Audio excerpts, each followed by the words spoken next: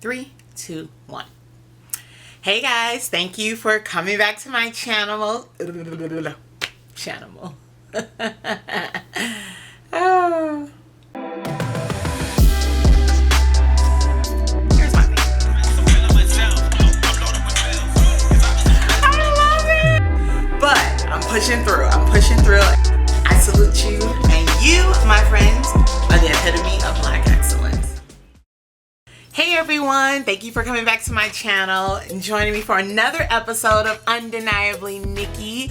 I am coming to you with decent spirits today. I'm excited to record and everything, but I am still going through a lot professionally and personally.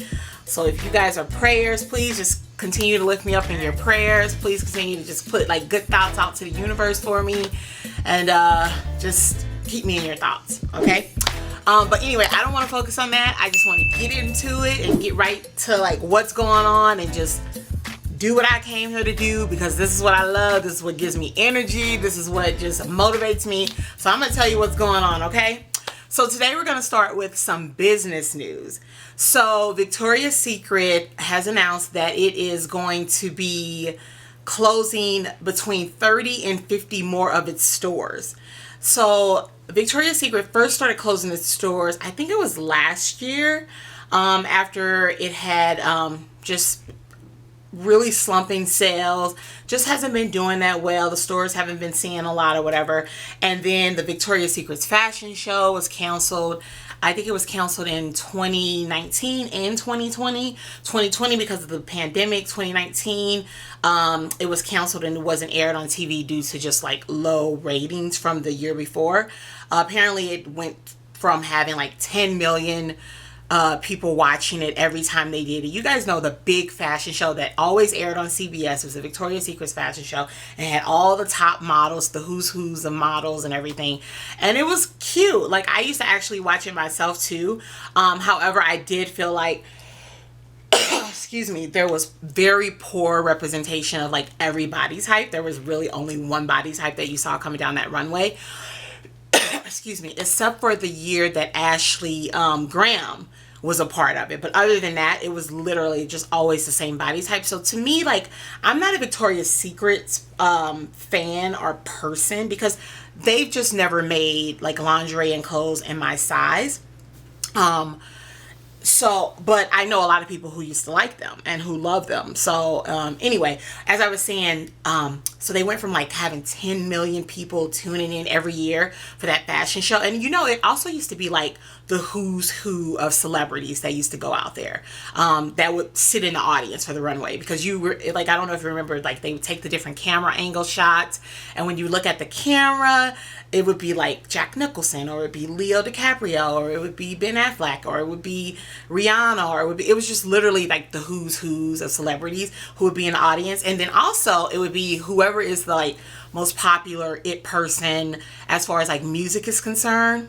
They would always perform at the fashion show as the models were walking down the runway. So anyway, so like I was saying, lost my train of thought. It went from being like 10 million in viewers to about 3. So that's a big slump in viewership. And a lot of it, like according to some articles I was reading, is that it's just because basically the brand just isn't appealing to every woman. It isn't appealing to everybody. It's only appealing to that one body type. And there's only so much how long you can go with that. Because this world, honestly, majority of the world is made up of more women who look like me, whose bodies are like mine, or who's the size between like 10 and 14, than a Victoria's Secret's model whose body is between like a 0 and a 2, you know? So yeah, so they decided that they're gonna close some stores. Hold on, let me look up the article. So yeah, so they let me see, they are going to close about they closed 241 stores in 2020 alone.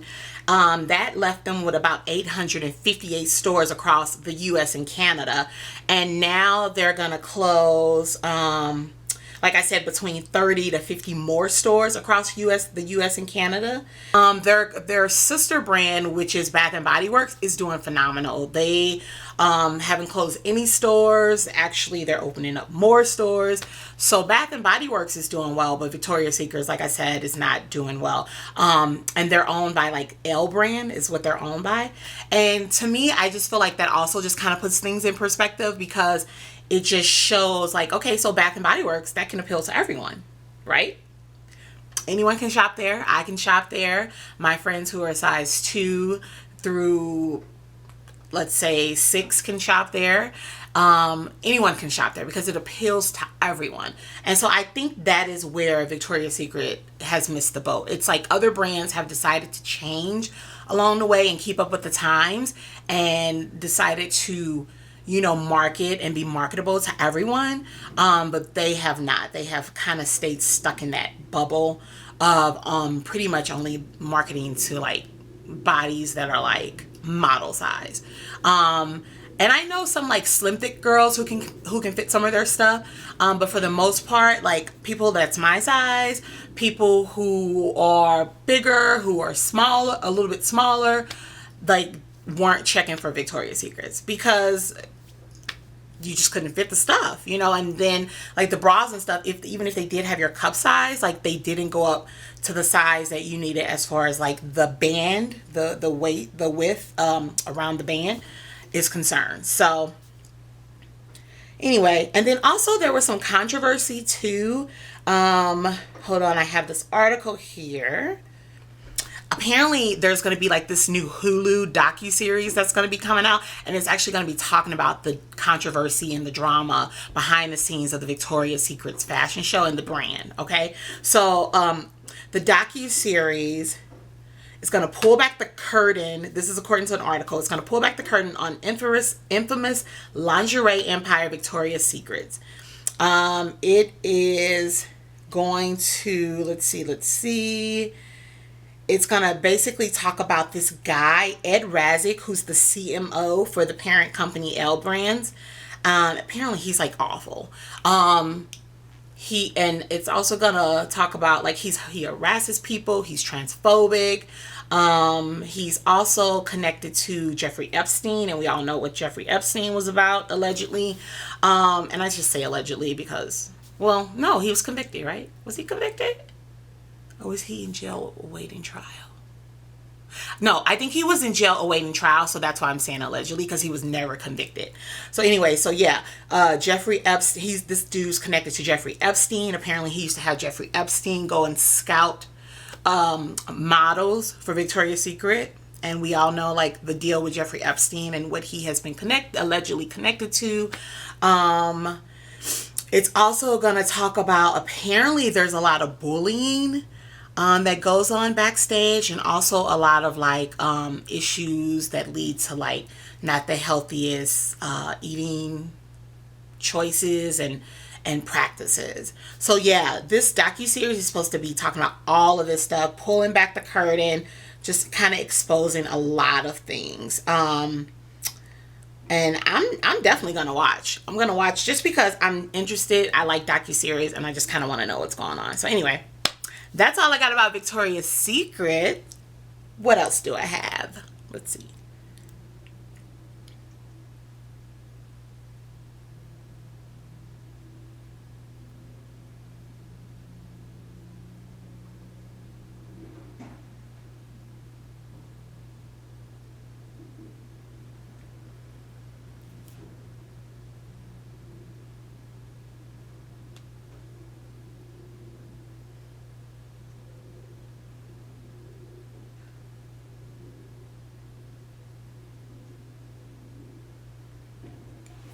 Okay, so I have some, I don't know, like, it's not, I don't know if it's sad. I don't want to call it sad because he's okay, thankfully.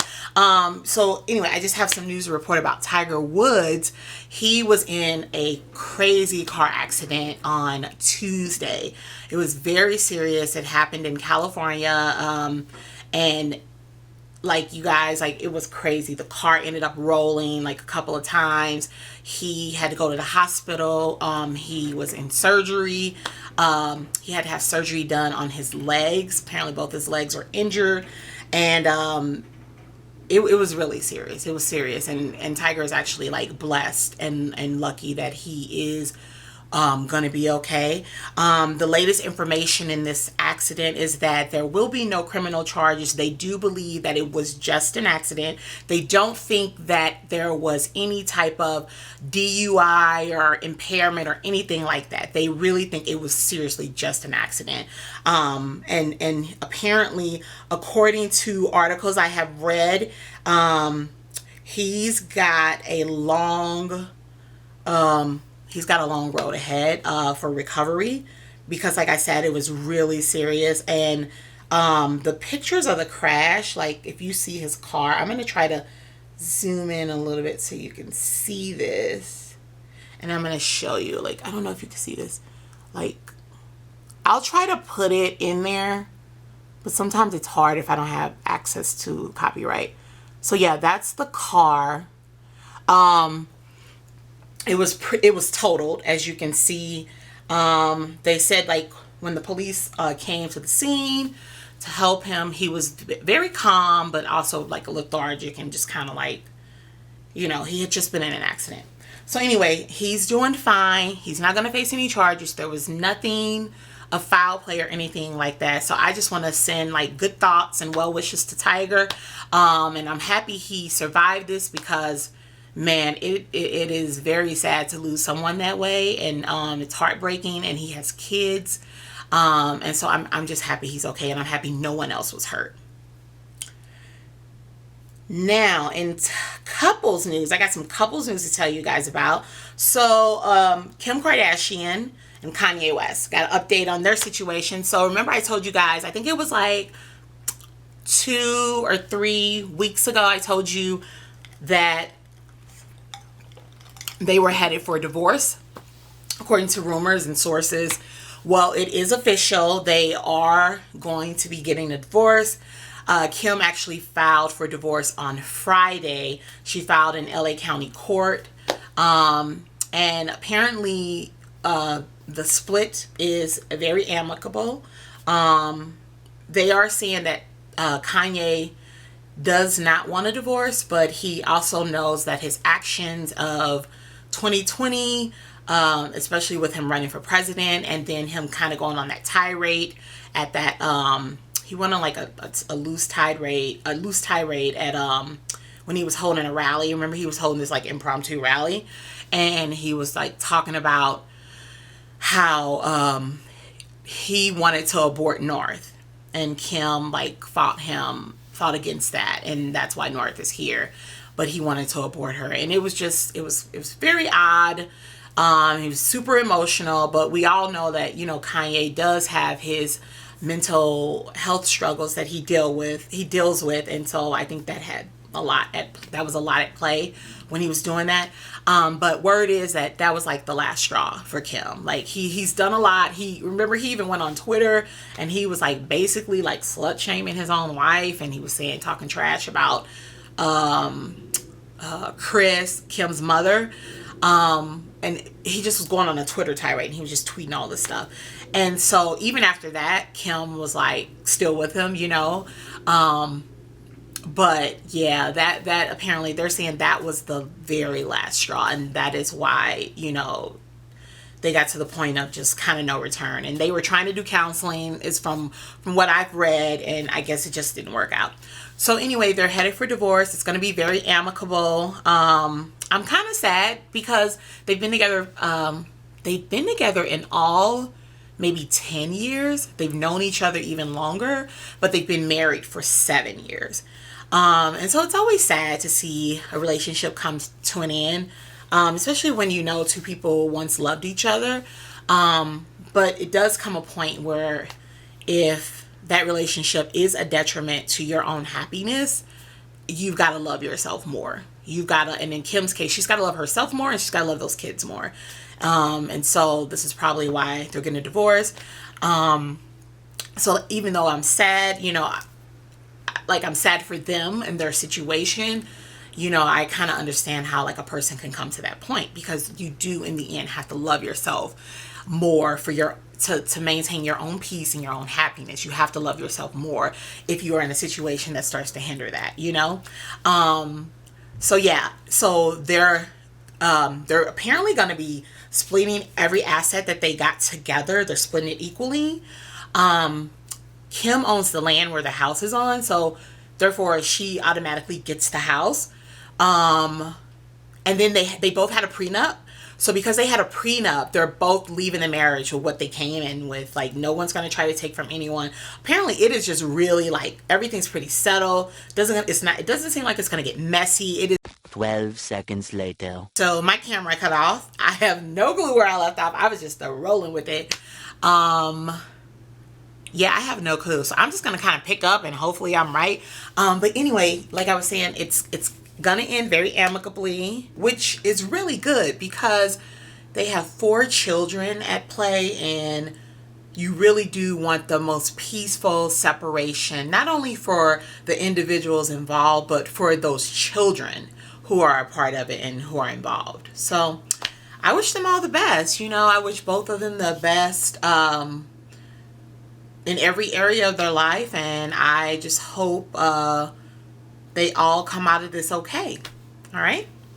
Let's see, what else do I have? Oh, I know what else I had. I had to look to the side and get my thoughts together.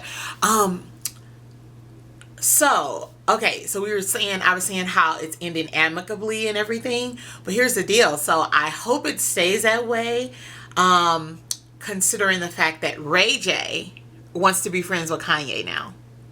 Yes, Ray J was doing an interview recently, and he was saying how basically he could be Kanye's friend now.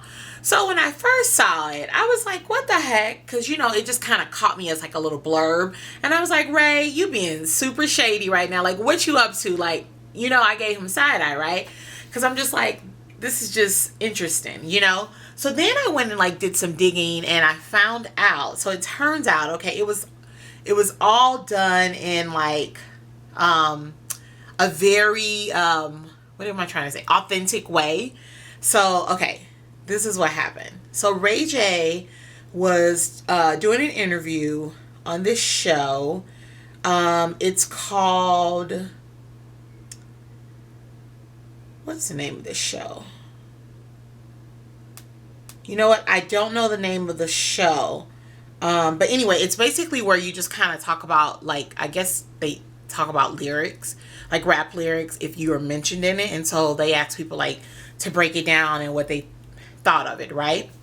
So he was talking about Kanye's lyric in highlights. They asked him about it, and they had him read it. So they basically have him read it, and then he has to say what he thought about it. It's kind of like if you've ever seen Jimmy Kimmel's Mean Tweets, how he has like celebrities when they come on his show, which is super funny. If you haven't seen it, you should see it. It's really funny.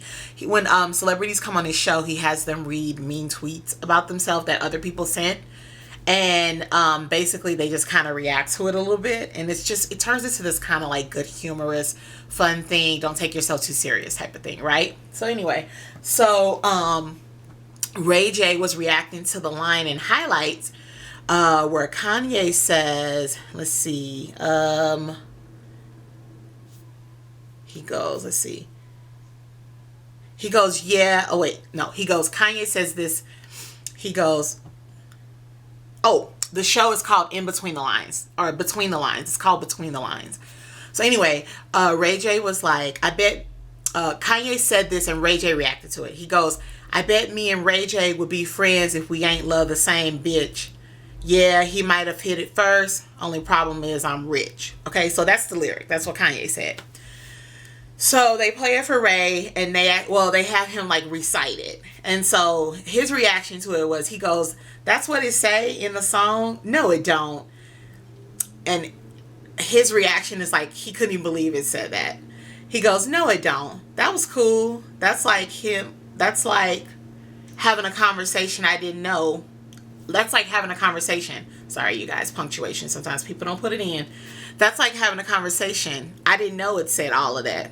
I thought it ended after the bitch line. So anyway, so Ray J responded that way, which I kind of call BS on this. Like, that was like a super popular song. Like, Ray, you really, and it's on The Life of Pablo, which is one of my favorite Kanye albums of all time. No lie.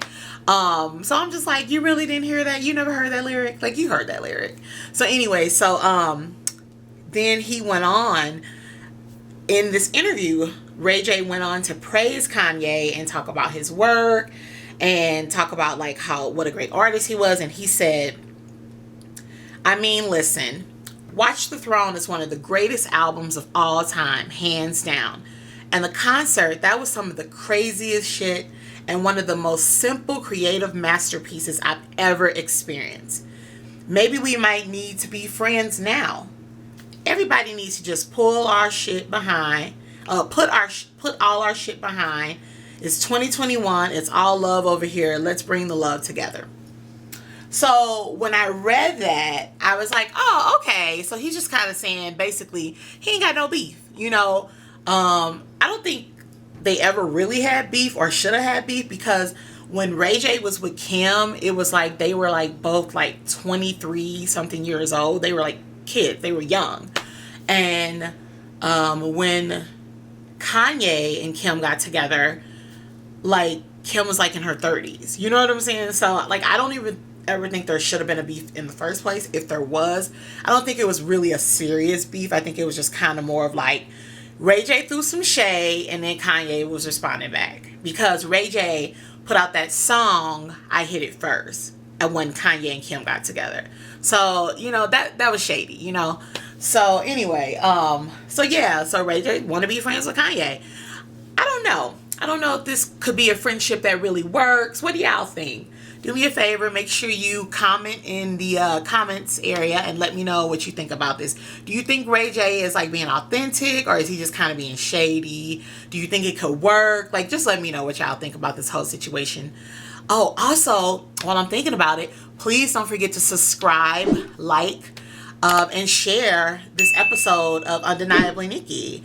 And I thank you guys again so much for always joining me on my channel. So please don't forget to subscribe, and please make sure you're always commenting, because those comments are really important for me and they help. Okay. All right. Thanks, guys. And plus, I go down there and I talk to y'all. Y'all know I'm always down there responding to your comments, chit-chatting back with you and everything. So anyway, so that's all I got about that. What's my next topic? Okay. So speaking of shade, okay, so this next topic I'm going to talk about is the whole Meek Mill versus Vanessa Bryan thing, which it really isn't a versus. Basically, Meek Mill got out of pocket. Vanessa Bryan said something back. Meek Mill apologized, and it's basically over. So I'm going to tell you what happened. So Meek Mill put out a new song, and in his song, he had a bar which said, hold on, I'm going to tell you verbatim what it said. And for, you know, those, I'm sure everyone knows, Vanessa Bryan is Kobe Bryant's widow. Okay, so the line that Meek put in his song, he said, he was talking about this girl and saying that she always loves him, but she don't really show it. And so he was just like, yeah, and if I ever lack, I'm going out with my chopper. It'd be another Kobe. So, you know, everyone knows that in 2020, I think it was January 2020, Kobe Bryant tragically passed in a helicopter crash. He died. His beautiful daughter, Gigi, who was only 13 years old, she died.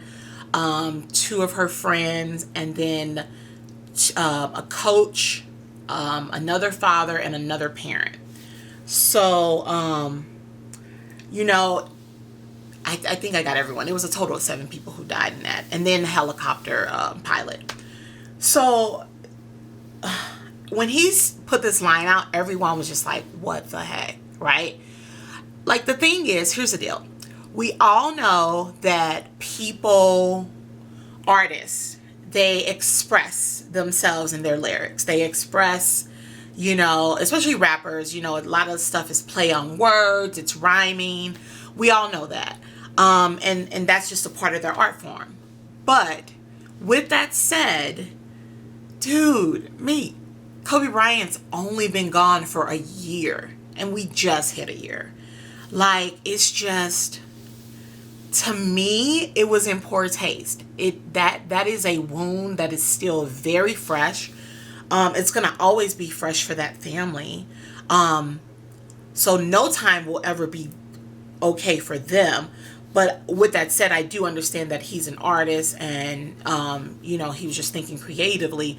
But it's still fresh for all of us, which is why he got such like blowback about it, such backlash, but also too, just like there had to be just a little part of you, something inside that was just like, don't say that. Like, come on, dude. Just because that family has just gone through so much. You have this woman, Vanessa, who's trying to raise these 4 girls by herself, trying to keep their life as new normal as she can possibly keep it, because it'll never be normal again, but it's the new normal, and trying to just keep them happy, and to constantly, especially the oldest girl, I can't think of her name right now, who's like 18, applying for colleges and everything, to have to, see something like that. I'm pretty sure she's into hip hop, just think of her being in college and being at a party, and then here at a bar like that. So I just think, I don't think Meek Mill had malice in doing it. I do think it came from literally a place of creativity and expression. That's where I think it came from. And you can never be wrong for being creative and expressing yourself. But with that said, there's a time and a place. With that said, you have to have tact. You have to have empathy. And it wasn't a good look. It wasn't a good look. It wasn't cool. This man literally just died, and he died at such a young age, So Vanessa responded to it, because everyone's been talking about it. So, sorry, I'm smacking.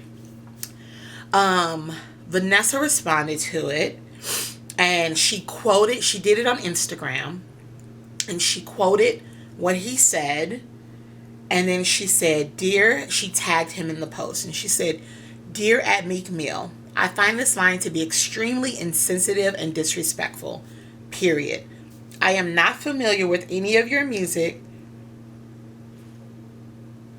Vanessa was throwing shade there. Like, Vanessa, you heard Meek Mill's music. But that's all right. She's in her moment right now. She goes, "I am not familiar with any of your music, but I believe you can do better than this. If you are a fan, fine. There's a better way to show your admiration for my husband. This lacks respect and tact." And I totally agree. I totally think it was disrespectful, and it's too fresh. Like I said, it's gonna always be fresh for that family. But dude, like a year, like, come on. I don't know. It was not a good look. It was not a good look at all. So Meek Mill responded. By the way, can we just discuss the subtle shade that Vanessa threw? Like, I appreciate it. I appreciate it. Because I'm really good at throwing subtle shade, and she just did that. So Meek Mill responded to this, and he responded like a few hours later. He responded to her post, and he just said, he responded on Twitter.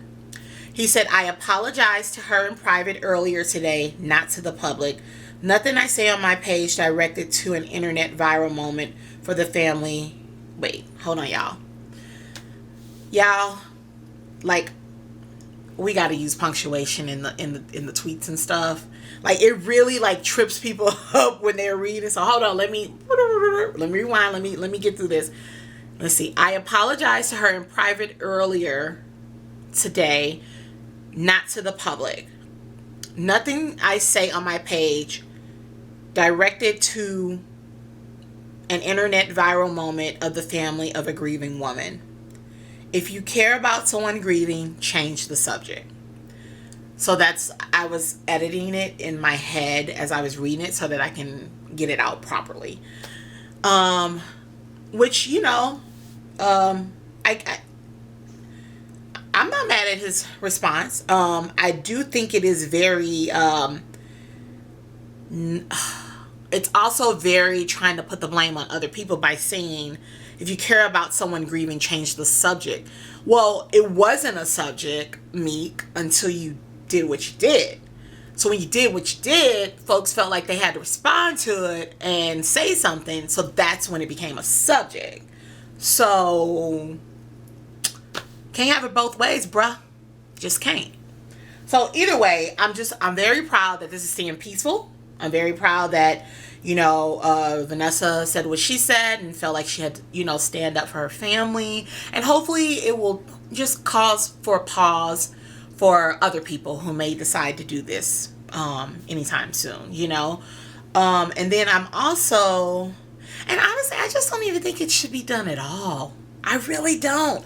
I know it's a part of art and expression, and I'm not here to censor art and expression. So if that's what you want to do, that's what you should do. But me, myself, my own person, as a person who likes to create things and to express myself, I just wouldn't do something like that because I would feel bad. I would think about those kids. I would think about Vanessa. I would think about his family, his friends, and I wouldn't want that in my song. I just wouldn't do it. That's just me though. But like I said, I'm happy that it ended great. And it seems like both parties said what they needed to say and it's over.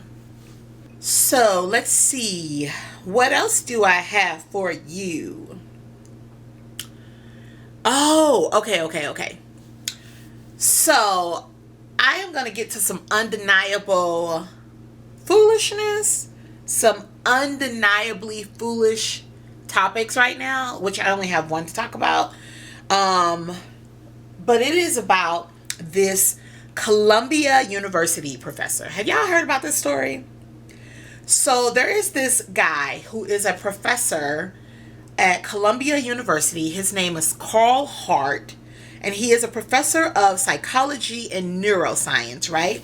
He has made headlines recently because he did an interview, I think it was with the Washington Post, but I'm not exactly sure, so don't quote me. But he did an interview recently with a newspaper, and he was basically talking about how he creates a proper work-life balance, which is something that we're all thriving to do. I know it is definitely one of my goals for 2021 to create a better work-life balance, because right now I'm working between 9 and 11 hours, sometimes 12 depending on the day, hours a day, and it is a lot, and it is very, very draining on me and very toxic to my peacefulness, right?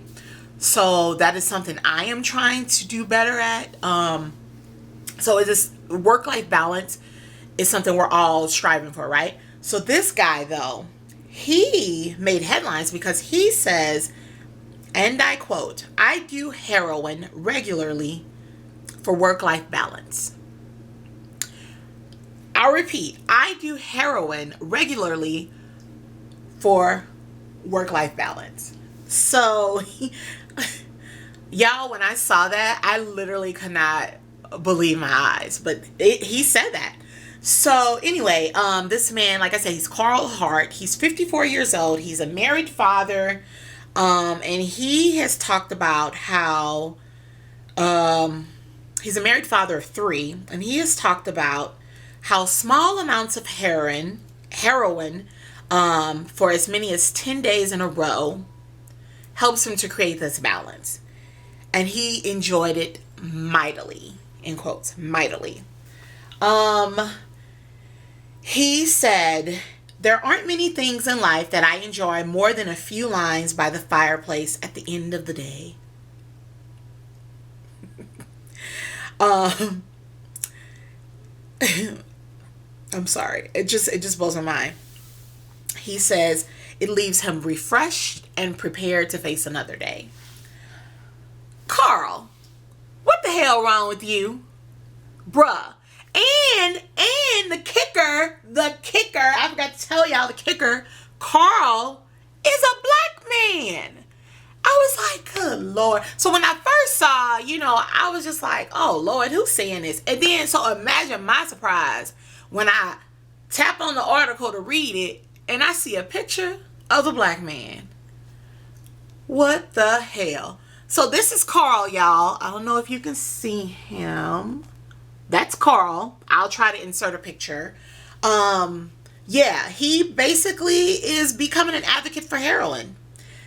I don't understand this. Like, I know that marijuana is legal. I know alcohol is legal. But those are completely different compared to, like, heroin. That is some real heavy duty, hard stuff. You know? Look at how, like, people get hooked on, like, pain meds. Okay? Which don't even have half the potency of heroin. I don't think. I don't know. I could be wrong, so don't quote me. But I'm just like, heroin, like, it has, like, we have all truly seen how heroin can ruin lives, like, because people get hooked and they cannot stop. Now, I will give Karl credit. He does seem to have been able to manage it and does not seem to have a problem with addiction that we know of based on this interview he did. But we also don't know. He could be lying. He could just be loving heroin so much that he knows it's illegal, so he's just trying to advocate for it so it could be legal. You know what I'm saying? He could really be like a junkie that just knows how to hide it well. We don't know. But I just personally think this is so irresponsible on his part. So irresponsible. Because there are so many people who can't handle it, who can't do it. And this is definitely not something that should be encouraged, which he is doing, because he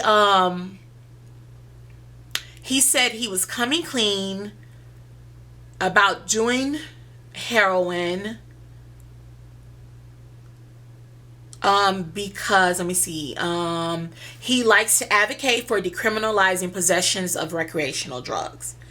He says the book makes the case that the demonization of drug use, not drugs themselves, has been a tremendous scourge on America, not least in reinforcing this country's enduring structural racism.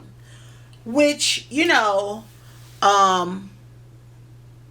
I do think he has a point there. There is a demonization on recreational drug use, certain ones. Because look at me, I'm like, don't do heroin, you know, where some people could be like, don't do marijuana, like, don't smoke marijuana, don't eat edibles, don't drink alcohol. Like, some people feel that way about alcohol and marijuana. So, I mean, he does have a point there, but still, I think the demonization is for a reason. It's for a reason. Like, one of my favorite movies is that I love to, like, I always watch it every time it comes on TV, is American Gangster. I don't know why I was thinking American Godfather, but I was thinking Godfather of Harlem. American Gangster. And just to see how heroin just literally transformed heroin, crack cocaine, transformed the black community and in such a bad way. That's why I have such a, like, don't do heroin reaction about heroin. You know what I'm saying? And just seeing it too every day. I work in the news, and just seeing all these, like, reports and stuff of, like, these parents who end up neglecting their children and doing these awful things to their kids because they're high on heroin, or end up killing people because they're high on heroin and all this stuff. And like I said, I know you can say the same about alcohol, and I know you can say the same about marijuana and other opiates or whatever, but I just think this was just insane. And I can't believe that this guy, this professor, Karl Hart, is advocating, you know, one of the other things he advocating for this drug. One of the other things he says, when I'm rolling, I just want to breathe deeply and enjoy it. The simple act of breathing can be extremely pleasurable. Guess what, Karl?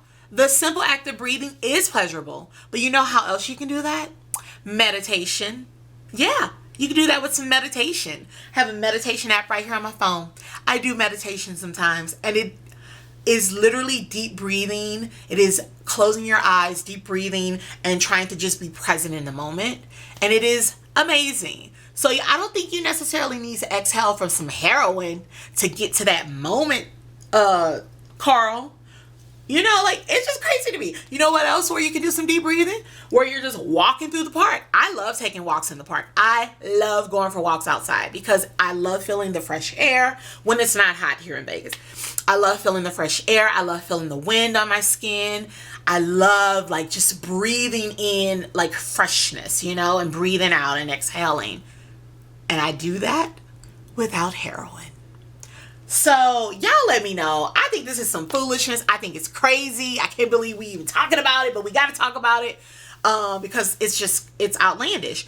What do y'all think about what Karl wants to do? What do you think about him basically advocating for heroin use? Please leave it in the comments below and let me know what y'all think, because I really want to hear what y'all are thinking about this. Oh, I just want to do just a really quick honorable mention, because it does seem like a lot more things are opening up, you know, here in Las Vegas. Our governor, and the governor of Nevada just actually did a press conference, I think it was last week, and he was saying how restaurants can be at like about 35% capacity now instead of the 25% they were at. Same for gyms. Some of the kids are going to be going back to school starting on Monday. So some things are slowly but surely opening up and everything. But I think it is very important for us all to remember that there is still a pandemic. We are still in a pandemic, and what we do can make or break whether we go backwards or continue to go forward. Right now, the positivity rate numbers are continuing to drop everywhere because there is a vaccine. So more people are getting vaccinated, and because more people are getting vaccinated, there are less people taking tests because, you know, more people, it's kind of balancing itself out or whatever. So our positivity rate is dropping, but we are still in the double digits. Okay, like we're still in double digits in Nevada. I don't really know what it is nationally, so I'm not gonna say what it is. I know in Nevada it's at like 10%, which is still really high, you guys. So I just want to just kind of do a little public service announcement, just to kind of be like, you know, I understand we're all sick of this pandemic. Believe me, I am too. But we also just have to still be very careful. We still have to do our part. We still have to wear our mask and just do what we can to make sure that we don't go backwards. Okay? Yeah, that's all I want to do. It was just on my heart, so I felt like I needed to say something.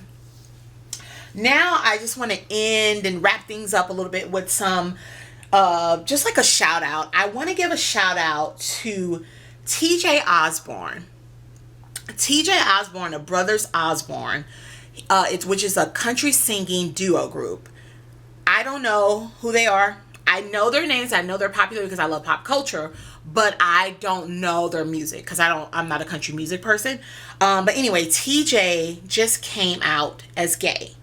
He just opened up. He came out, I think it was this week. He came out this week, and he said that he is gay.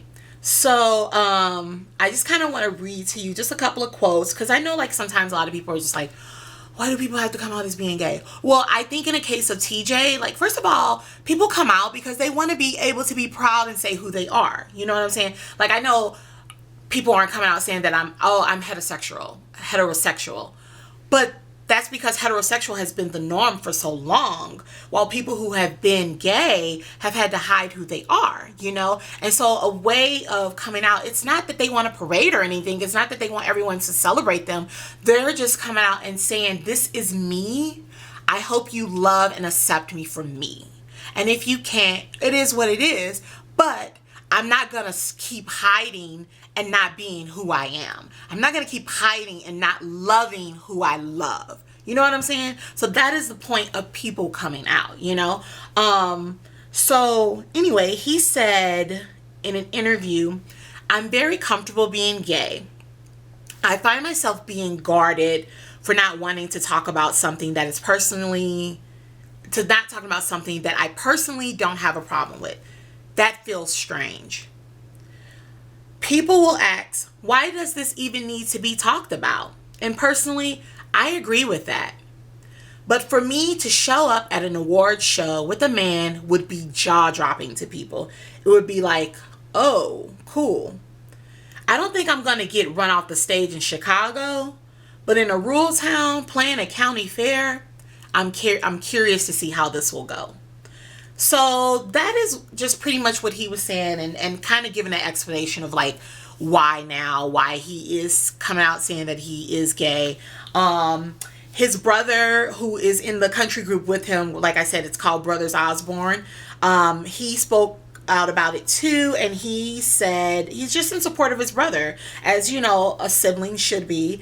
And he just said, if I had to have all my money and success erased, because they were just asking him too, like about backlash, and because everyone knows that, you know, the country music scene is super conservative.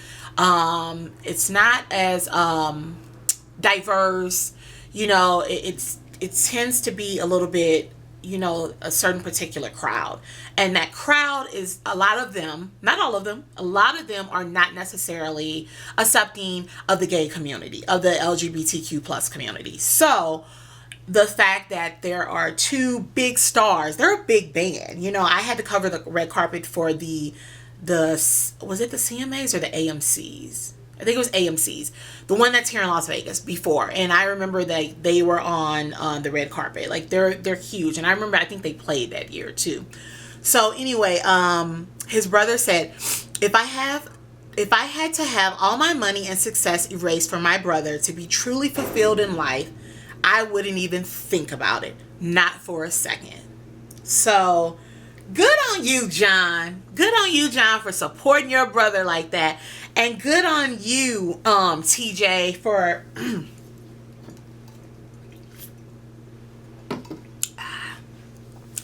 good on you, TJ, for, you know, being strong, standing up, and being who you are. You know, not everyone's gonna like it, but you have to. We have to in this life. Not everyone will like what we do. They're not gonna understand it. They're not gonna accept it. Not everyone will. It just is what it is. But as human beings, as people, we have to continue to be authentically who we are.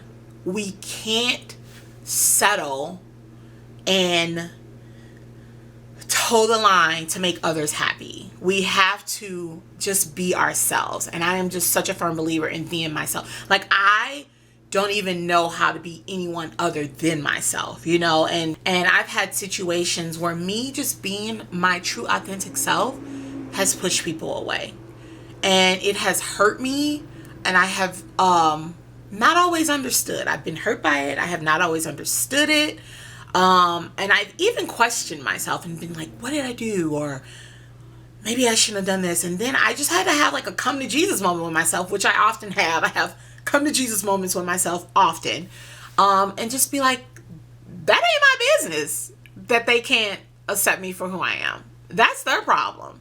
That's their business.